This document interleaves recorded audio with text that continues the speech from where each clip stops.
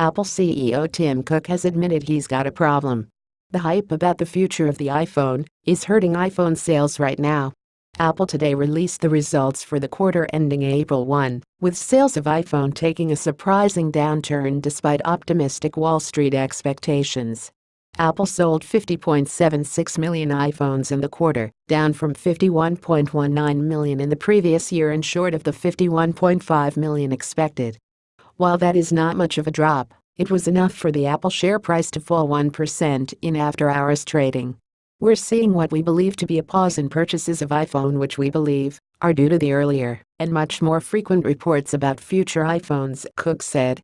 With the 10th anniversary of the iPhone, Apple is expected to radically update its smartphone later this year, and there has been a steady diet of leaks with conflicting reports about how Apple will change the form and function of the iPhone, including 3D facial recognition and a curved display.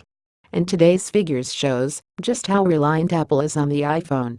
Analyst Jan Dawson said in the past 5 years, the iPhone has gone from being half of Apple's revenue to 2/3, while iPad and Macs have dropped from 36% to 19%. Apple still has yet to give details on the sales of Apple Watch, although Apple CEO Tim Cook said the sales of Apple Watch have doubled in the past year. Cook said if you were to take the revenue from Apple Watch, Beats headphones and AirPods, then it would equate to the size of a Fortune 500 company. Likewise, Cook equated Apple services, which includes Apple Music and iCloud subscriptions, as being the size of a Fortune 100 company with more than $9.3 billion in revenue. The plight of the iPad continues to be grim, with sales falling for another quarter down to 8.9 million units, which is a drop in a year in unit sales of 13% and 12% in revenue. To find a quarter where the iPad has achieved such a low result, you have to go back to the first year of iPad sales back in 2011. Several times in the briefing after the results were posted, Cook talked of the challenge in finding the right balance in meeting demand.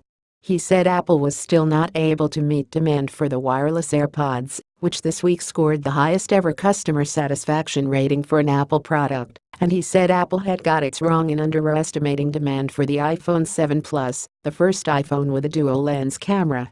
Having two products be more popular than expected is not the only issue Cook faces. There is also the issue of what to do with Apple's enormous cash reserve, which now is $340 billion. Other key points from today's results are: App Store revenue grew 40% in the past year. Apple Mac sales, despite the relaunched MacBook Pro, only grew by 4%. Apple plans to double the size of its service business by 2020.